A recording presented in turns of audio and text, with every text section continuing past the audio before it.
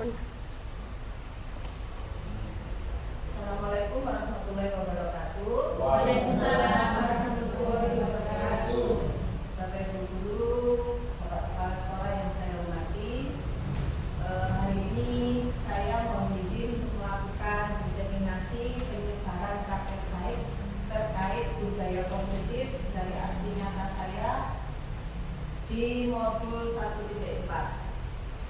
Sebelum dimulai, saya ucapkan terima kasih atas kerjasamanya karena telah mau membantu proses penyebaran praktek baik di UPT SD Negeri 236. Sebelum acara dimulai, saya mempersilakan kepada Bapak Kepala Sekolah untuk memberikan sedikit sambutan terkait kegiatan ini.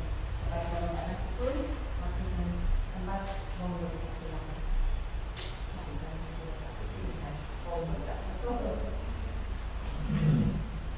Assalamualaikum warahmatullahi wabarakatuh. Waalaikumsalam warahmatullahi wabarakatuh.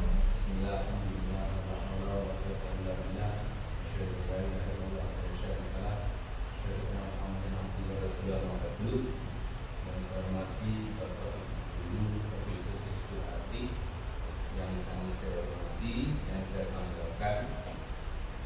Pertama-tama mari kita bersyukur kepada Allah Subhanahu wa Ta'ala karena saat ini salah satu dari guru kita yang masuk di EGB sedang melaksanakan diseminasi penyebaran praktek baik di sekolah kita.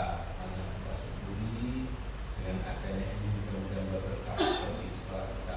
Amin. Salam dan berkat kepada Muhammad Sallallahu Alaihi Wasallam. Dan saya selaku kepala sekolah mengucapkan terima kasih kepada para guru yang mau meluangkan waktunya untuk mengikuti diseminasi, dan juga saya ucapkan terima kasih utamanya kepada pelatih yang telah melaksanakan diseminasi praktek baik ini.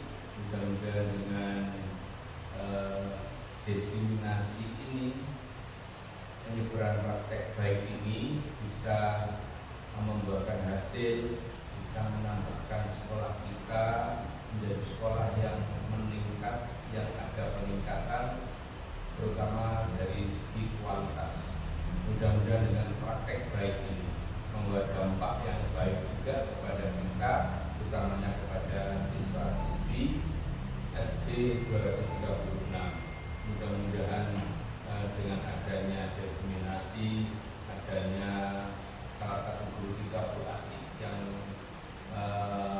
masuk di JGB ini merupakan suatu kebanggaan, merupakan suatu anugerah, merupakan suatu anugerah yang kita rasakan dan kelak nanti bisa membawa hasil sehingga penyebaran praktek baik ini juga akan membuahkan dampak baik kepada sekolah kita. Dan mudah-mudahan dengan ini Bapak Ibu guru kita berharap, saya harapkan ada salah satu Bapak Ibu guru yang mengikuti jejak dari pelatih. Dan dengan diseminasi ini juga terutama berdampak bagi kita, terutama guru. Dan kita nanti dengan adanya penyebaran praktek baik ini kita bisa mempraktekkannya dalam pengajaran pelaksanaan kegiatan belajar mengajar yang ada di SD 236. Sekali lagi saya ucapkan terima kasih utamanya pada pelatih. Mudah-mudahan pelatih selalu memberikan kelancaran sehingga bisa menyelesaikan semua tugas-tugasnya dengan baik dengan waktu yang telah ditentukan. Mungkin itu yang bisa saya sampaikan. Dalam lebihnya saya mohon maaf. Saya akhiri. Wassalamualaikum warahmatullahi wabarakatuh. Terima kasih saya sampaikan kepada Bapak Kepala Sekolah. Selanjutnya langsung saja saya akan mempresentasikan terkait budaya positif yang akan disebarkan, diterapkan di sekolah kita ini. Nanti bisa minta tolong untuk mengoperasikan. Tidak usah di-print, tidak apa-apa, langsung pakai ini saja.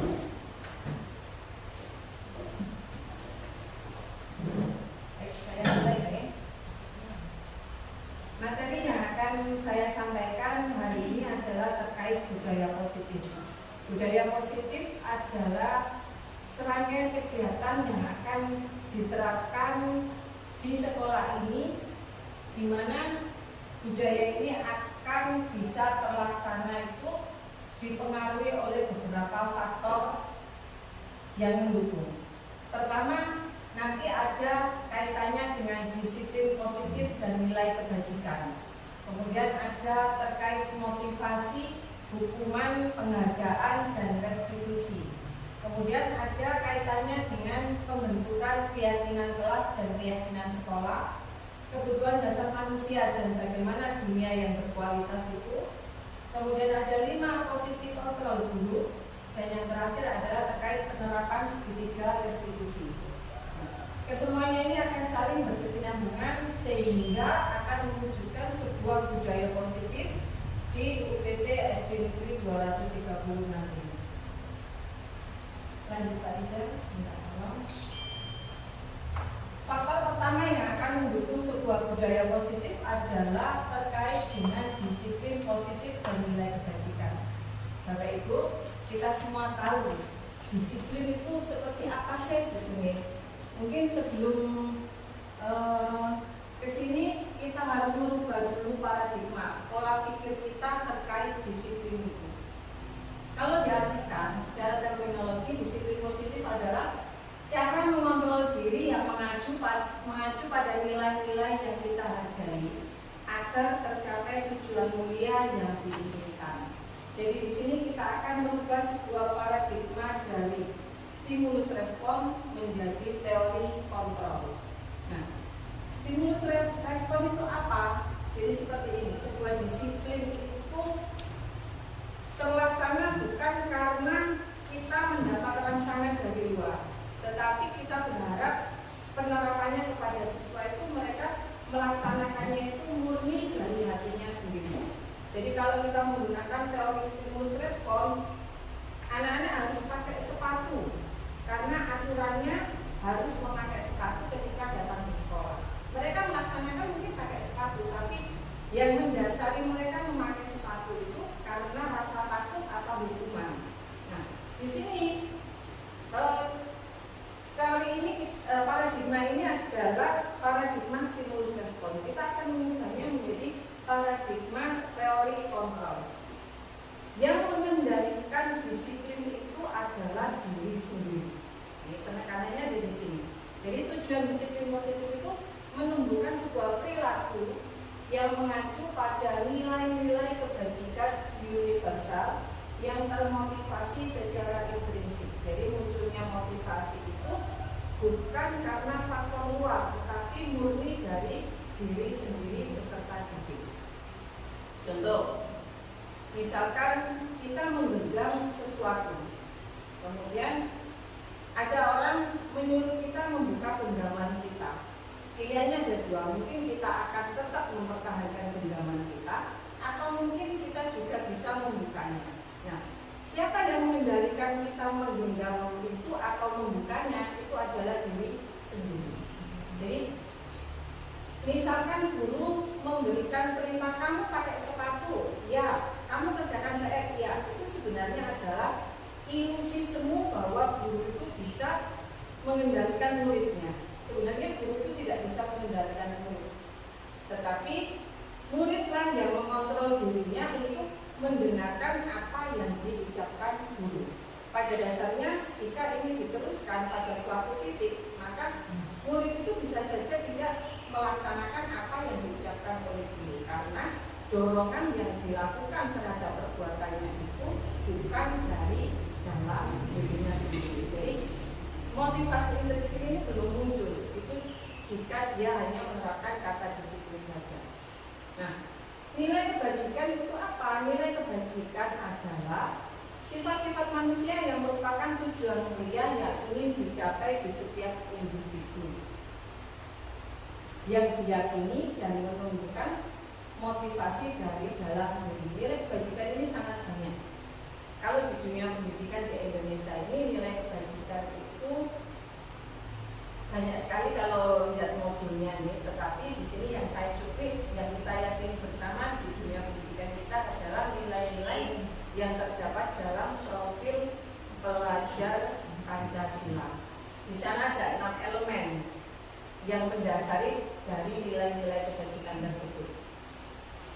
ada takwa kepada Tuhan, ya kita ketahui bersama, berkebinekaan global, gotong royong, mandiri, kreatif, dan bernalar kritis. Tetapi lembaga-lembaga lain bisa menerapkan nilai kebajikannya sendiri.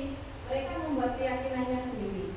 Mungkin ada jujur, ada gotong royong, ada tolong menolong, boleh selagi nilai itu menjadi keyakinan dari seluruh warga sekolah di lembaga tersebut. Dan di sini mungkin ada yang berpendapat, Bapak Ibu monggo. Kita di sini sebetulnya sharing ya. Saya tidak menggurui. Ini adalah apa yang saya peroleh dari pendidikan guru penggerak yang saya ikuti. Oke, lanjut Pak Rijal. Nah, nggak kelihatan di atas. Nah, faktor kedua yang mendukung dari penerapan disiplin positif adalah terkait motivasi, hukuman, penghargaan, dan restitusi. Kita akan membahasnya satu persatu. Terkait dengan motivasi dulu. Motivasi kalau secara arti adalah dorongan atau semangat yang mengarahkan, menggerakkan, mempertahankan perilaku seseorang menuju pencapaian tujuan tertentu. Bapak Ibu guru, saya juga mungkin memiliki motivasi sendiri. Ketika saya atau kita datang tepat waktu. Kenapa kita datang tepat waktu waktu mengajar? Kenapa kita harus datang tepat waktu ketika sekolah? Mungkin Bapak Ibu guru memiliki tujuan atau motivasi sendiri-sendiri. Mungkin karena kok nek telat dihukum panasipun berarti kok nek telat absennya mil 4, mil 3, mil 2 dan sebagainya. Ya. Adakah motivasi itu? Ya saya harus datang tepat waktu. Biar anak-anak itu mencontoh saya sebagai guru bahwa saya itu orang yang baik. Mereka akan menjadikan kita role model mereka. Nah, itu akan kita bicara, makanya motivasi itu dibagi menjadi 3. Pertama, motivasi kita itu apakah untuk menghindari ketidaknyamanan atau sebuah hukuman. Kita datang terlambat karena takut dihukum, berarti untuk menghindari sebuah ketidaknyamanan. Nah, atau motivasi kita itu untuk mendapatkan imbalan penghargaan, murid mengerjakan PR, atau siapa yang seminggu ini datang tepat waktu maka akan ibu guru kasih hadiah. Berarti mereka itu disiplin, melakukan sebuah disiplin itu motivasinya karena untuk mendapatkan penghargaan. Ada juga motivasi itu untuk menjadi orang yang mereka inginkan, menghargai diri sendiri dengan nilai-nilai yang mereka percaya. Poin ketiga ini yang berusaha kita dan Bapak Ibu guru semua terapkan kepada peserta didik kita. Kita upayakan anak-anak dan diri kita sendiri ini memiliki motivasi yang ketiga ini. Jadi tidak krono dihukum atau krono mendapatkan hadiah. Sulit, memang sulit ya. Kalau kita mengutip pernyataannya Ki Hajar Dewantara itu ada di sini.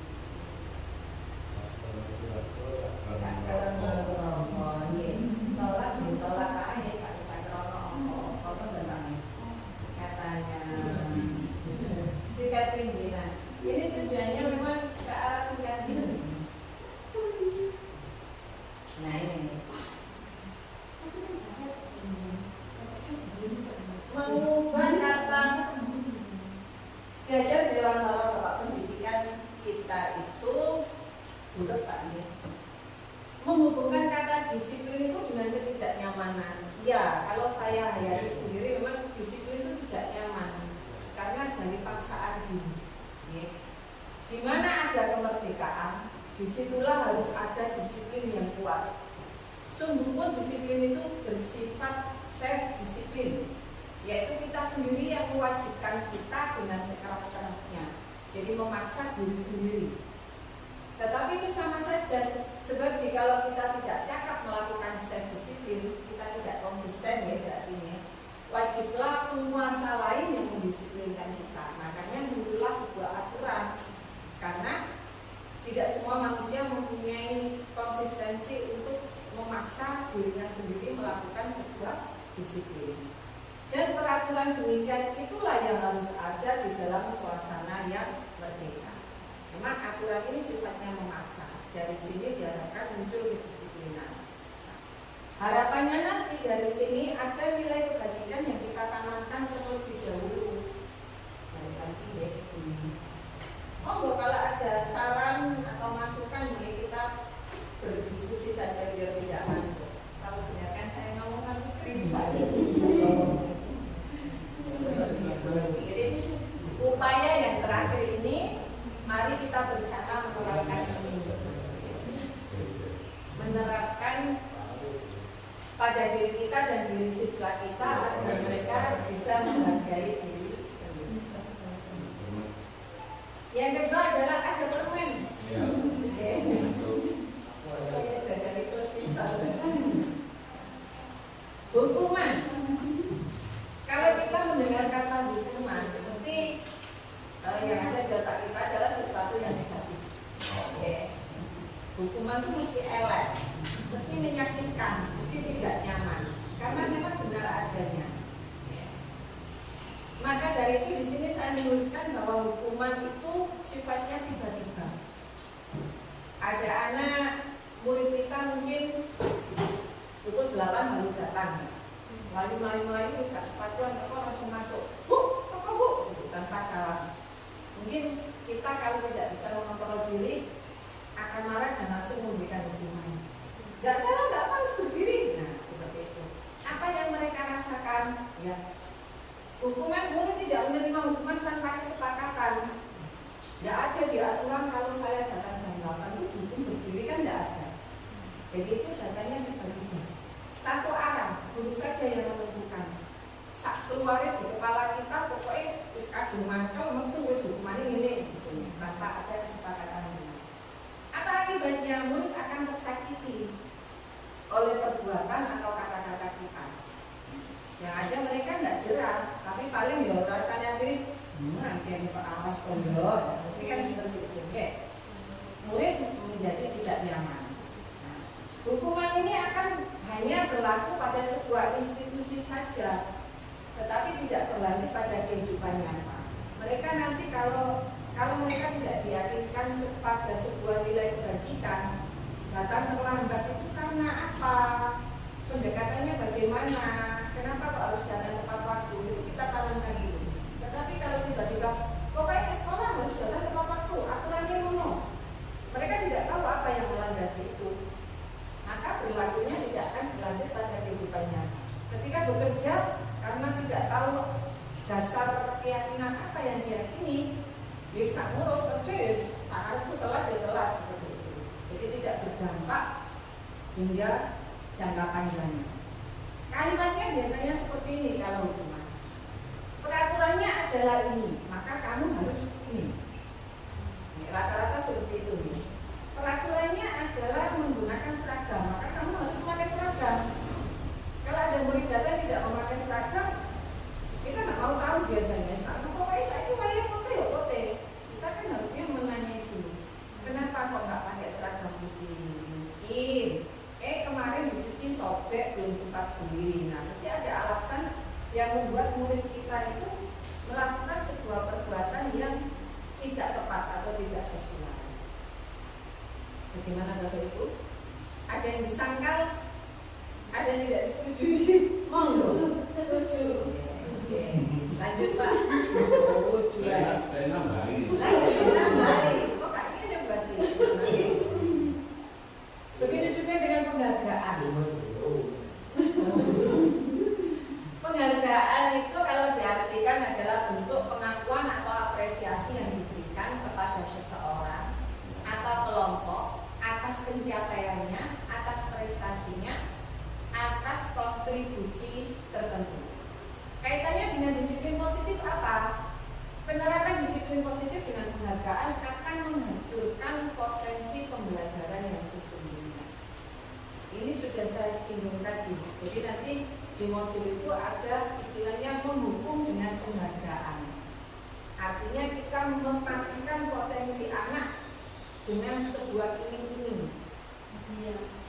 Ya, hadiah. Kamu harus belajar, kamu harus pandai. Karena nanti kalau kamu semester ini dapat juara 1, maka kamu akan dikasih guru hadiah. Nah, mereka akan belajar giat untuk mendapatkan hadiah. Tapi apa dampaknya kalau hadiah itu tidak diberikan? Mungkin gurunya lupa, gurunya lupa. Setuju, kamu tak belajar, akhirnya hilang karena motivasinya bukan karena menghargai diri sendiri. Jadi ada istilah mendukung dengan penghargaan. Makanya di situ akan menunjukkan potensi pembelajaran yang sesungguhnya. Karena pembelajaran itu adalah proses.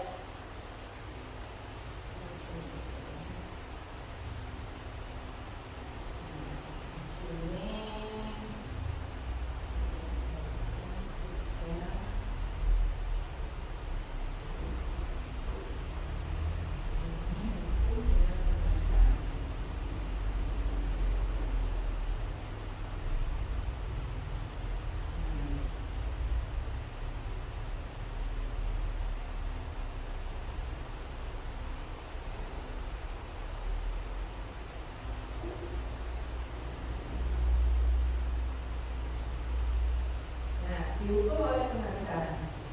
Pernyataannya ini pernyataan seseorang Hamilton. Jangan tanya siapa itu, berarti saya tidak pernah digaji.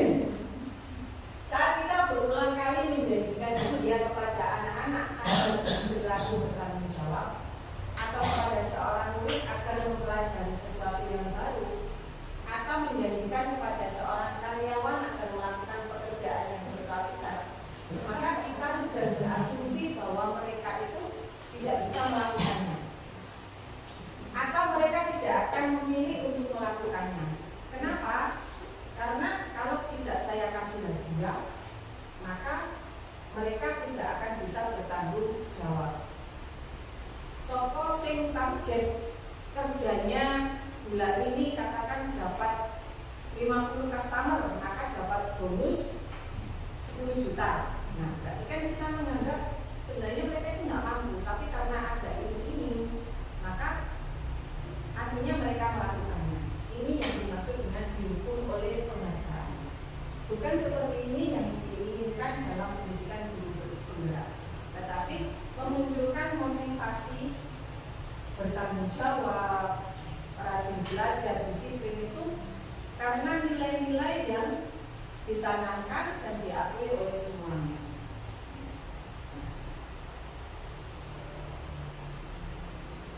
Lagi ke sini, makanya di sini ada istilah restitusi. Ini juga istilah baru. Saya baru mengenalnya ketika saya mempelajari modul ini. Sebelumnya saya tidak pernah membaca restitusi itu apa. Restitusi itu proses menciptakan kondisi bagi murid untuk memperbaiki kesalahan mereka, sehingga mereka bisa kembali pada kelompok mereka dengan karakter yang lebih kuat.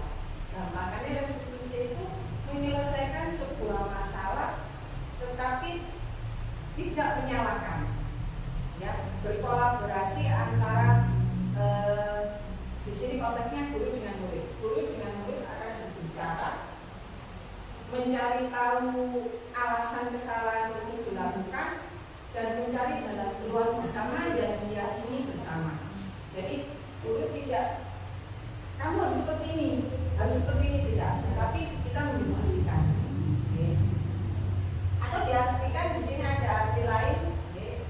Dosen atau dosen ini ahli psikologis, ya, ahli psikologi pendidikan kalau saya baca itu adalah proses kolaboratif yang mengajarkan murid untuk mencari solusi untuk masalah mereka dan membantu murid berpikir tentang orang seperti apa yang mereka inginkan dan bagaimana mereka harus memperlakukan orang lain. Ada kalimat proses kolaboratif, jadi ada kerjasama antara guru dan murid terkait dalam penanganan kesalahan. Ini contohnya ada di poin terakhir nanti yang saya bahas, tetapi karena ini sudah minggu, saya singgung sedikit di poin terakhirnya. Untuk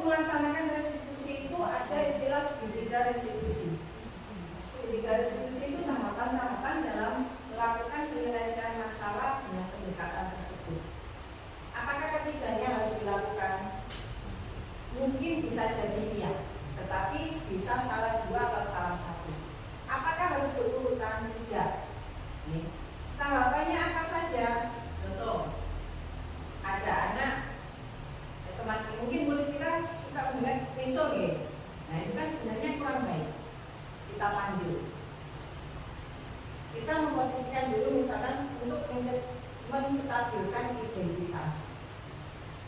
Kalimatnya nanti bisa seperti ini. Joni, kenapa kamu kok dipanggil gitu? Itu kok tadi ngomong kotor. Kenapa ngomong kotor itu? Kenapa kamu kok ngomong kotor? Ya nggak apa-apa Bu, mesti alasannya seperti itu. Budi, ngomong kotor itu adalah sebuah kesalahan. Bu Guru juga pernah melakukan kesalahan seperti itu ketika emosi. Tetapi, nah jadi kita itu juga pernah salah seperti itu. Jadi anak itu nggak merasa aku kok sih salah no. Tapi kita menetapkan identitas kita bahwa seorang guru itu juga pernah melakukan kesalahan. Kemudian kita akan memvalidasi, misalkan validasi tindakan yang salah. Tapi guru ingin tahu kenapa kamu kok ngomong kotor, mesti ada alasannya. Justru untuk ini Bu, nah berarti kan ada alasan yang mendasarinya. Apakah sadar itu ya Bu, aku boleh ini justru untuk melakukan waktu. Nah di situ kita akan menemukan kenapa anak itu melakukan sebuah kesalahan. Kemudian kita akan menawarkan penyelesaiannya. Mungkin kita punya kesepakatan kelas ya, Bapak Ibu pasti punya kesepakatan kelas masing-masing. Kamu tahu nggak di kelas kita ini punya kesepakatan apa? Saling menghormati Bu. Apakah dengan ngomong kotor itu termasuk menghormati orang lain? Tidak. Berarti kamu salah atau benar? Salah. Mesti jawabannya seperti itu. Kalau salah berarti apa yang harus dilakukan? Tidak mengulangi. Insya Allah jawabannya akan seperti itu. Jadi anak itu kita tuntun untuk menyadari kesalahannya. Alasannya apa? Mencari penyelesaiannya. Berarti selanjutnya bagaimana? Kalau kamu misalkan disakiti temanmu, mesti diam. Kita kalau anak diam, kita bisa memberikan tawaran jalan keluar. Mungkin kamu bisa menghindari temanmu atau menegurnya secara langsung. Kamu jangan kasar sama saya, atau kalau bermain hati-hati biar enggak menyakiti orang lain dan sebagainya. Kalau memang tawaran kita itu setuju, maka di sini kita ada di tahap seperti ini, menanyakan keyakinan dan membuat kesepakatan dengan murid kita terkait penyelesaian masalah yang dibuat. Ini tahapan seperti dari diskusi. Nah, biasanya guru yang sudah tahap ini nanti saya jadi nggak urut ya. Kita nanti terkait dengan posisi kontrol guru. Nah, guru itu akan bisa menerapkan disiplin positif. Ya, itu terkait dengan mereka berada atau kita itu berada di posisi mana. Ada 5 posisi kontrol guru.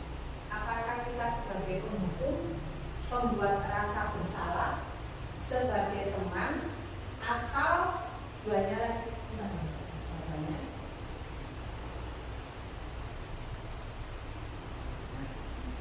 Atau sebagai pemantau dan terakhir sebagai manajer. Nah, nanti kita koreksi diri kita ada di posisi mana sebenarnya. Guru sebagai penghukum. Guru sebagai penghukum itu senantiasa menyatakan bahwa sekolah itu memerlukan sebuah sistem atau alat yang dapat lebih menekan murid untuk melakukan sebuah disiplin. Jadi sifatnya memaksa di sini. Kalimat yang sering diucapkan oleh orang-orang tipe penghukum ini biasanya akui saya. Kalau tidak, kamu akan. Nah, seperti itu. Kamu selalu saja salah. Jadi yang salah adalah objeknya. Guru itu akan merasa bahwa kita itu di posisi yang selalu benar. Ini adalah yang tipe guru penghukum. Apakah kita akan berada di posisi pembuat rasa bersalah? Ini mungkin lebih santai orangnya. Ciri-cirinya di buku itu bersuara lebih lembut, yang membuat orang lain marah, tapi langsung masuk ke dalam hati. Berapa kali Bapak harus mengingatkan kamu ya, kalau kamu sekarang terus orang tuamu kecewa. Pikiran anak sudah gini, aduh ya, gara-gara aku kalau aku sedih, boleh disini Pak Guru, nah seperti itu. Jadi guru di posisi membuat rasa bersalah. Atau guru sebagai teman, ya, sebagai teman itu,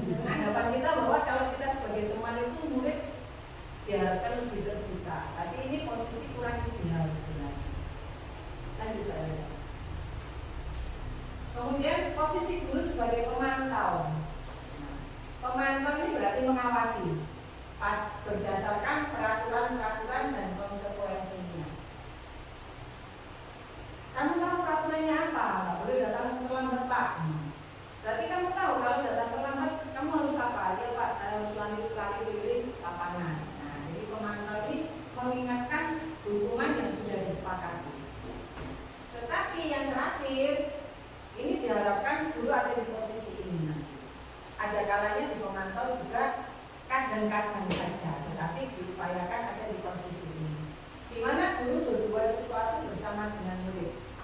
Mempersilakan murid mempertanggungjawabkan perilakunya, mendukung murid agar menemukan solusi atas permasalahannya sendiri. Jadi proses ini nanti kembali ke segitiga restitusi tadi.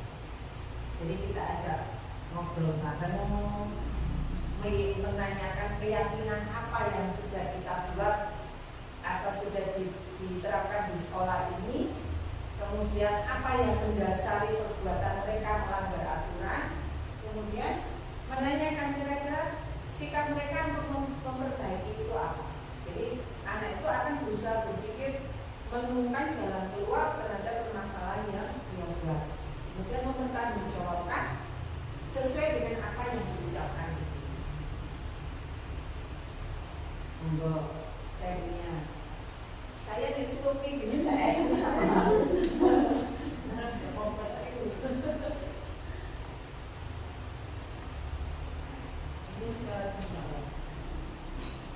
balik lagi ya. Ini motivasi hukuman penghargaan restitusi. Nah, dari restitusi saya sudah 2 materi terakhir. Sekarang terkait dengan keyakinan kelas. Kenapa kok keyakinan bukan kesepakatan? Yakin itu kalau dalam agama berarti iman, bukan? Iman kepada Allah berarti yakin bahwa Allah itu ada. Tapi di konteksnya bukan tentang agama. Contohnya seperti ini. Mengapa kalau bersepeda motor ada aturan pengguna sepeda motor memakai helm? Apa alasannya Pak? Supaya apa? Untuk apa? Aturannya keamanan. Dari polisi. Jadi kenapa diatur seperti itu? Kok polisi ngomong helm sepeda motoran? Keselamatan. Kenapa kalau kita harus mencuci tangan sebelum makan? Dari penyakit, dari menjaga kesehatan. Keselamatan, kenyamanan, kesehatan itu adalah bentuk dari keyakinan ini. Itu adalah nilai kebajikan universal yang diakui dari sebuah aturan. Kalau anak hanya dikasih aturan sekolah datang pukul 7, memakai seragam merah putih di hari Senin, Selasa, pakai di hari Rabu, Kamis dan seterusnya, menghormati bapak ibu tanpa tahu nilai-nilai apa yang melatar belakangi peraturan itu apa ya? Mengenai ke anak itu mungkin dikatakan hanya 50%, karena mereka tidak tahu nilai-nilai apa yang ada di dalamnya. Kalau misalkan kita kan secara tidak langsung tahu nilai helm itu pakai tiga, aku terlindung kepalaku. Aku ya cuci tangan aman dulu, aku kotor cuci tangan berarti biar bersih, aku biar nggak sakit perut. Ada keyakinan pada diri kita yang mendasarinya. Jadi masih kok di kompon pun refleks akan melakukan seperti itu. Makanya di sini yang digunakan kalimatnya adalah keyakinan kelas. Jadi kita akan menerapkan sebuah nilai kebajikan universal yang telah disepakati bersama secara tersirat dan tersurat, lepas dari latar belakang negara, bahasa ataupun agamanya. Orang pakai helm balkon agama Hindu, Buddha, Kristen, sepeda motoran itu Jerman.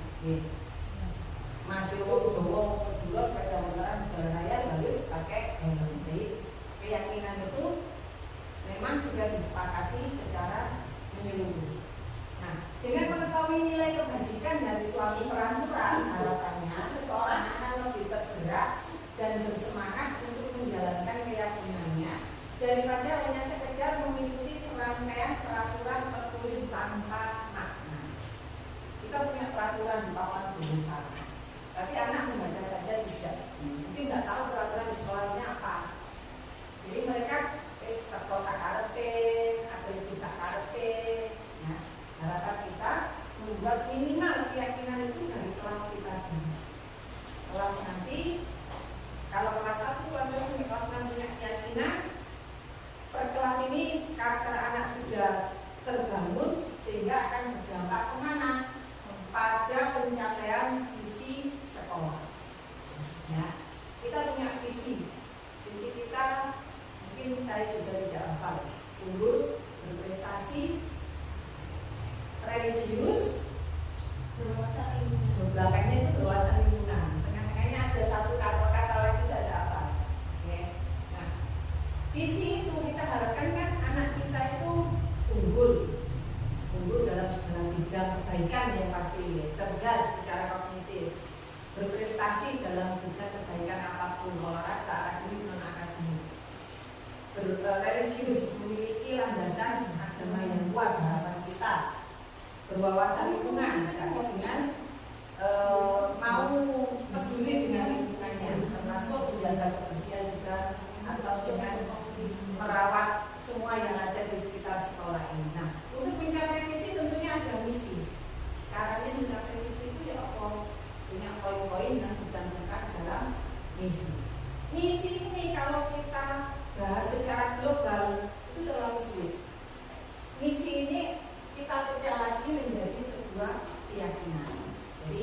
diperonoli lagi lebih spesifik di tiap-tiap kelas. Caranya bagaimana?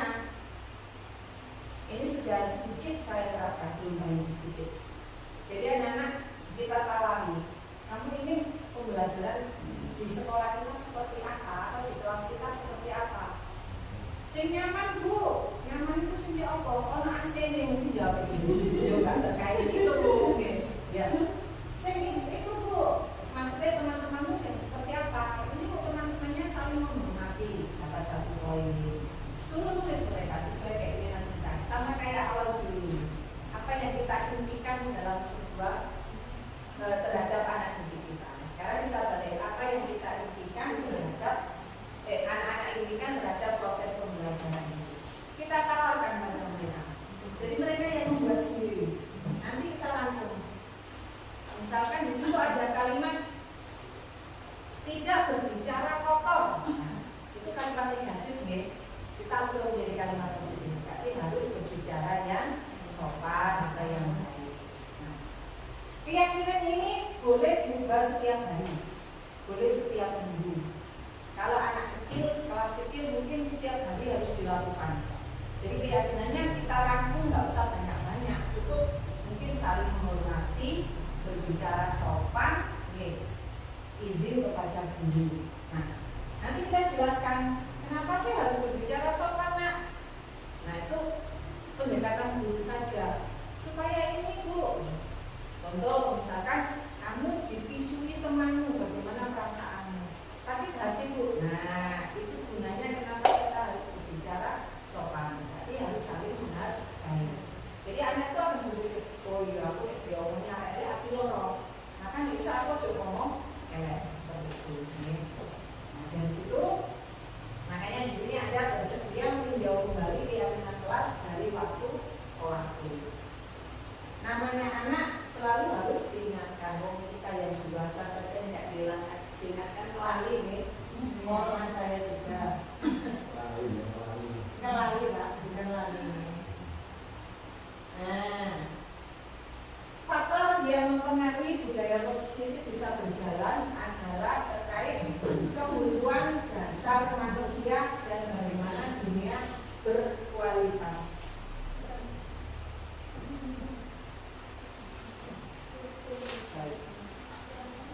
Kebutuhan dasar manusia itu apa? Ini tidak hanya manusia biasa nih Bapak Ibu, manusia dewasa nih, tetapi anak-anak juga. Adalah merujuk pada kebutuhan yang sangat penting bagi kelangsungan hidup dan kesejahteraan individu. Kebutuhan dasar ini biasanya yang melandasi perbuatan siswa-siswa kita.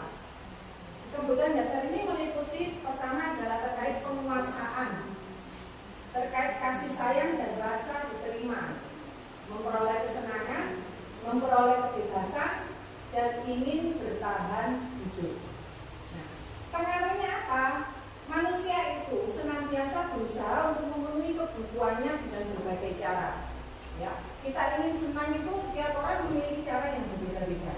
Kita ingin memiliki kebebasan pun memiliki cara yang berbeda-beda. Semua itu tergantung pada individu masing-masing. Nah, bila mereka tidak bisa mendapatkan kebutuhannya dengan cara yang positif, maka mereka bisa saja melanggar aturan atau melakukan hal-hal yang tidak sesuai dengan nilai-nilai kebajikan yang ada. Makanya kita harus bertanya tadi, ada spiritnya resolusi untuk memvalidasi tindakan salah. Sebenarnya apa yang kebutuhan dasar siswa apa yang tidak terpenuhi sehingga mereka melakukan pelanggaran aturan. Di sini ada contoh. Gimana ini?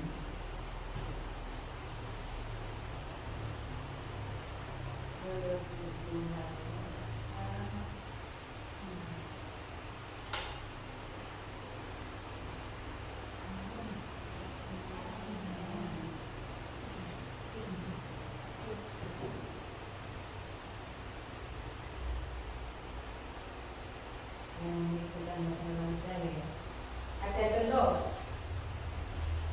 Ibu Ambar, guru wali kelas 2A di SD Pelita ini sedang bingung menghadapi ulang salah satu muridnya yang bernama Doni. Beberapa anak kelas di kelas 2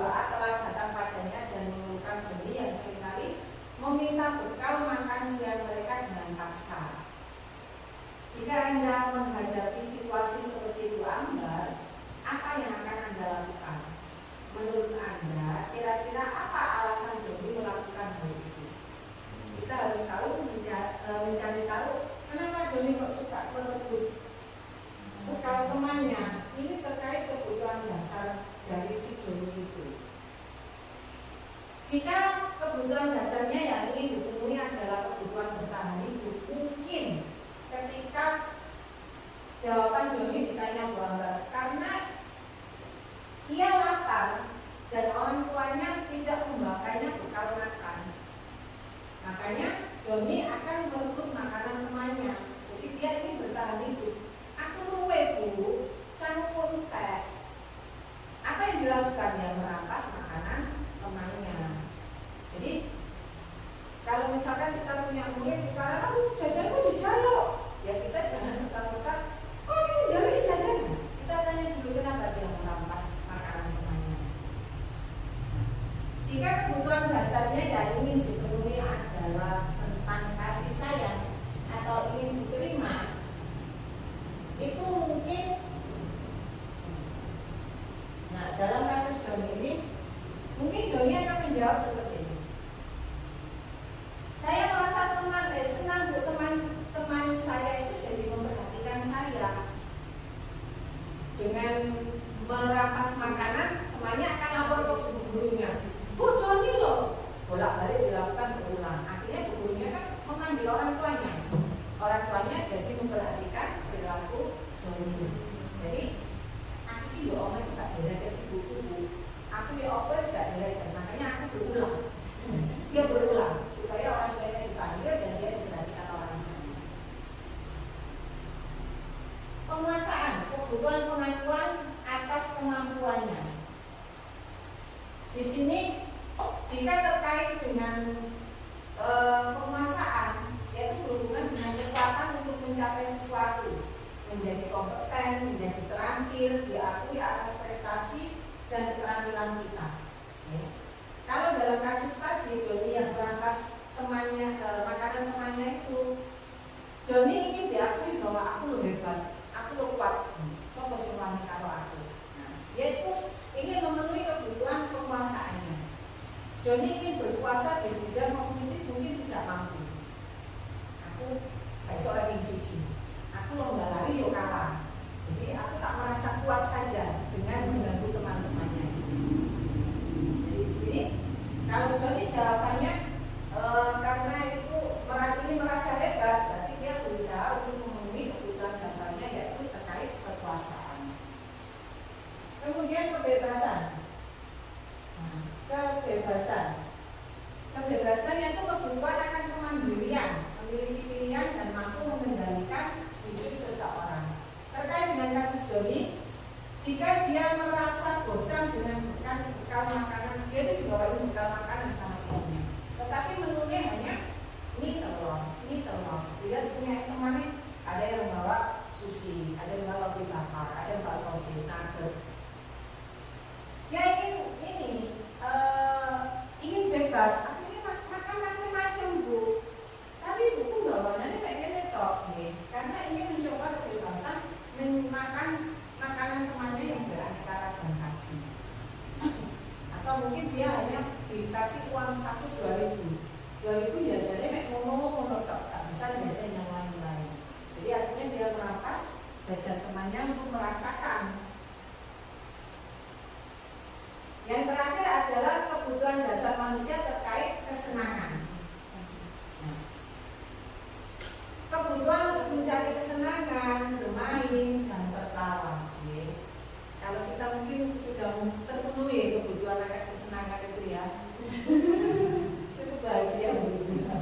Nah, bayangkan hidup tanpa kenikmatan apapun, tanpa menjadikan ya. Belajar menumbuhkan kebutuhan akan kesenangan itu dengan belajar di sini, dengan belajar terkait dengan pembelajaran. Terkait dengan sikap Joni, jika ia menjawab, "Lah, Bu, aku lu mek guyon kok, dari jajane koncoku, makanan koncoku." Tapi dia kan ingin memperoleh kesenangan dengan mengganggu teman-temannya.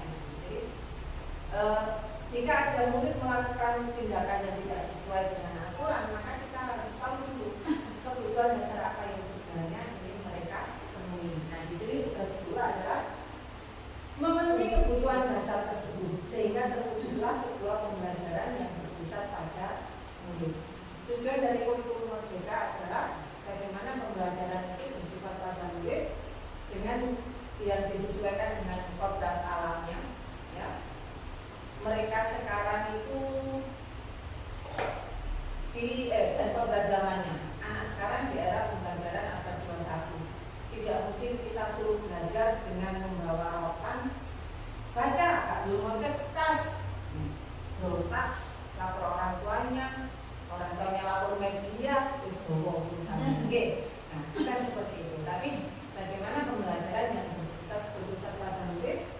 yang memenuhi kebutuhan dari murid tersebut.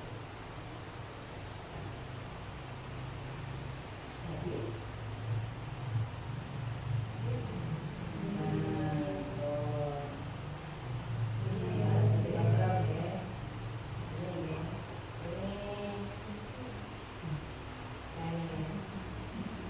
Saya kutip sedikit saja. Dalam membantu murid menciptakan dunia berkualitasnya, guru harus dapat membangun interaksi yang memberdayakan dan memerdekakan murid, agar murid bisa meletakkan dirinya sendiri sebagai individu yang positif. Jadi memerdekakan itu bukan diumbar, ya, tapi memberikan kebebasan anak memilih bagaimana cara saya belajar, sehingga mereka akan merasa dihargai, bisa menjadi meletakkan dirinya sebagai individu yang positif dalam dunia yang berkualitas, dalam lingkungan belajar yang mereka itu merasa terpenuhi semua kebutuhannya itu, karena mereka menghargai nilai-nilai kebajikan yang telah diyakini dalam lingkungan belajar mereka.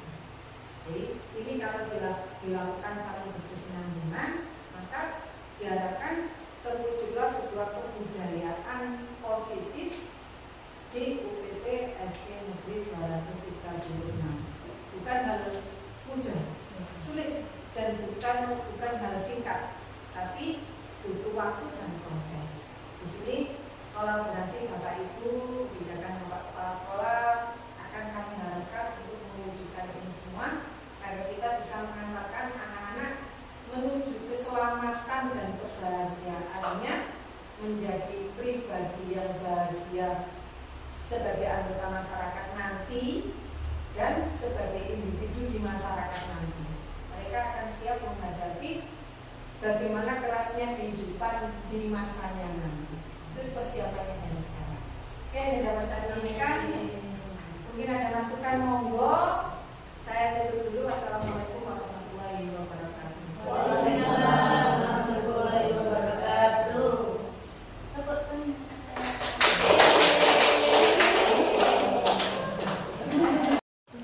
Monggo Bapak Ibu memberikan masukannya, silakan berpendapat.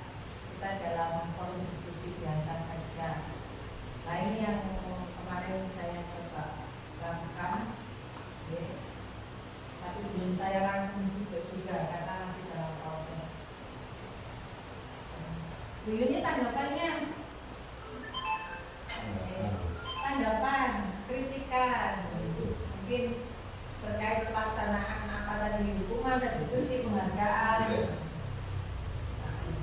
Yanti, monggo.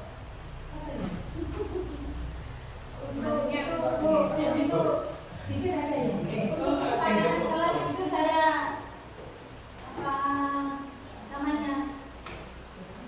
senang dan mungkin akan saya ikuti. Boleh apa enggak? Boleh sekali.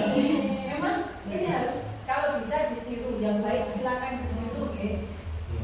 Yang merasa ringan baru tahu saya ini. Kan positif positif. Menularkan. Makanya saya tularkan di sini, barangkali ada yang bisa ditiru atau ditambahi lagi. Karena dalam kelas saya kelas 1 itu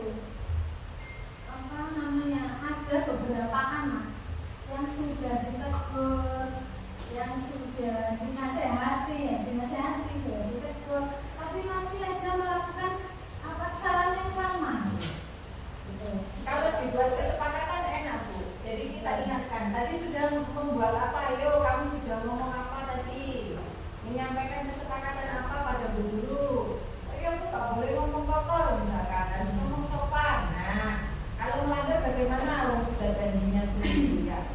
Jadi harus ditepati. Sama Bu Ana itu kalau ada melanggar kesepakatan ini sama dengan janji. Janji harus ditepati. Kalau tidak ditepati itu namanya hutang. Kalau hutang itu harus dibayar. Kalau kamu tidak bisa menepati, kamu punya hutang sama Bu Guru. Kamu nggak bisa membayarnya dengan cara uang, tapi merubah sikapmu dengan menepati aturan yang dibuat itu. Kalau tidak kamu tepati, tak lagi nanti di akhirat. Terus gini Bu, apabila kesepakatan itu sudah diterapkan, katanya Bapak tadi ya membuat aturan di kelas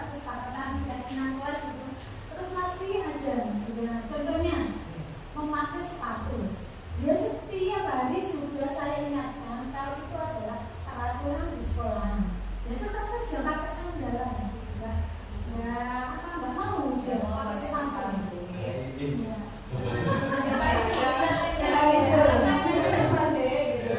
Alasannya kan nggak enak. Pakai sepatu itu nggak enak tuh. Pohon turun jatuhin pohon Jadi kadang-kadang seperti itu, memang itu pengecualian yang memang kadang ada yang memang nggak bisa dirubah. Nah, sesuatu itu kan nggak bisa sempurna. Jadi ini orang sisi-sisi itu ya harus meraih. Terus kemudian selanjutnya berarti, apakah kira-kira ini ada keberlanjutannya ke kualitas tadi? Jadi kalau misalnya sudah kita buat bagus dengan anak-anak, kalau bagusnya kalau Pak Budi juga tahu dan mendukung. Iya. Memang harusnya penyebaran itu kepada semua warga sekolah, Pak. Warga sekolah termasuk tidak multi kelas. Makanya saya tadi kan tanya apakah ada sendiri yang memang arahnya ke sana. Kalau tidak ada, kalau itu di sini berarti mungkin penambahannya itu. Jadi setelah dengan anak-anak itu bagus, lebih bagus lagi kalau dilanjutkan dengan wali peserta didik itu, sehingga mereka juga anaknya misalnya berjanji tapi dia nggak tahu, kadang-kadang dia mendukung anaknya, kadang-kadang dia juga membela anaknya dengan dia tahu juga, termasuk kan dia juga ikut berjanji. Dengan berjanji itu kalau manakala anaknya dapat sanksi, dia tidak akan mengelak atau apa atau menolak. Jadi, harapan saya dari para sekolah yang baik-baik seperti ini, ayo coba dipraktekkan. Walaupun kita tidak bisa 100%, ya mungkin 70-80%. Jangan khawatir, saya akan mendukung kebutuhan apapun. Insya Allah akan dukung. Saya kepingin sekolah kita katakanlah walaupun pada umumnya ada kabel, saya kita tunjukkan ke sekolah kita itu sebelum ada kabel itu katanya sebelah, tapi kita tidak.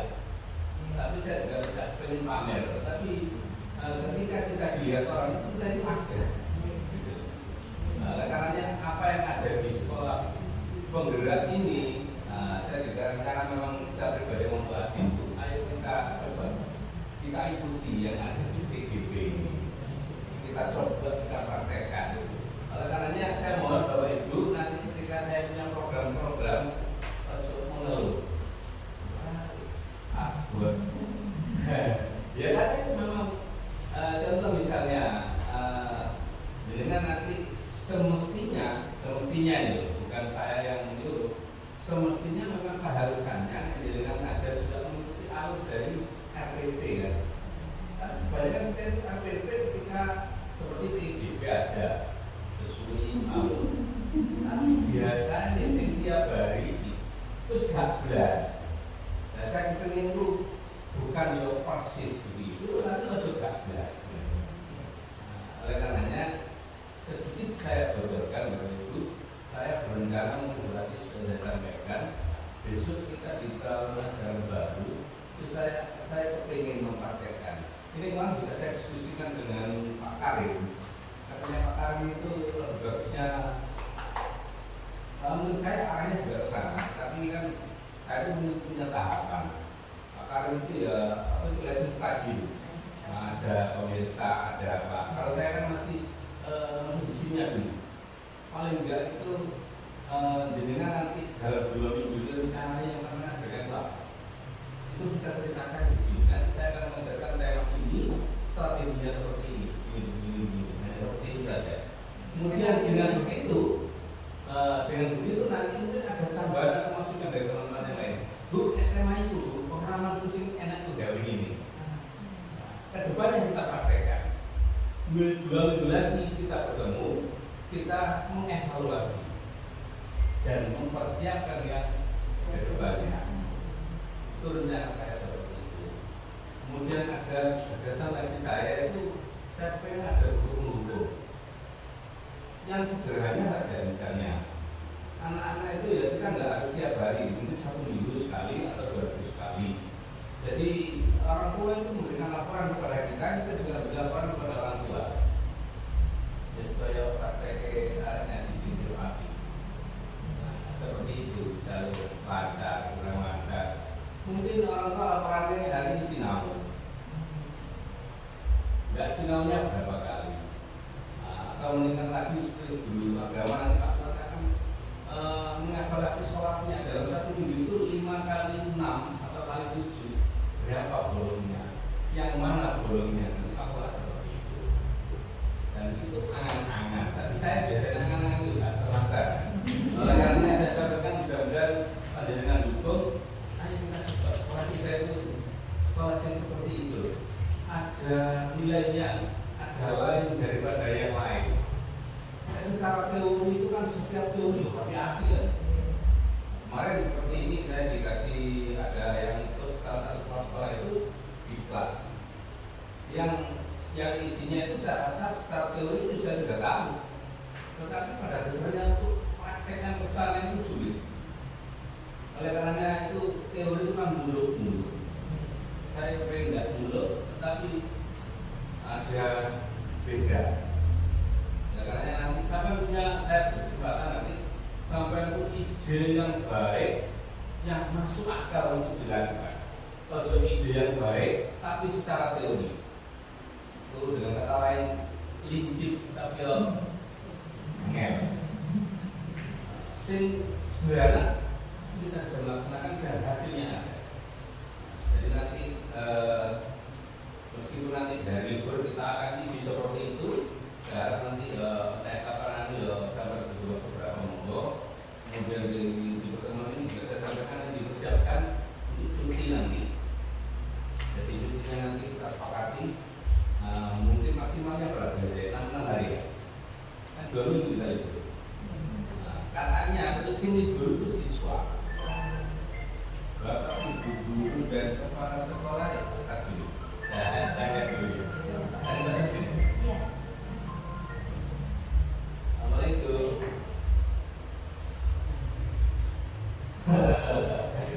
Lewat undangan itu ternyata dirugi ya.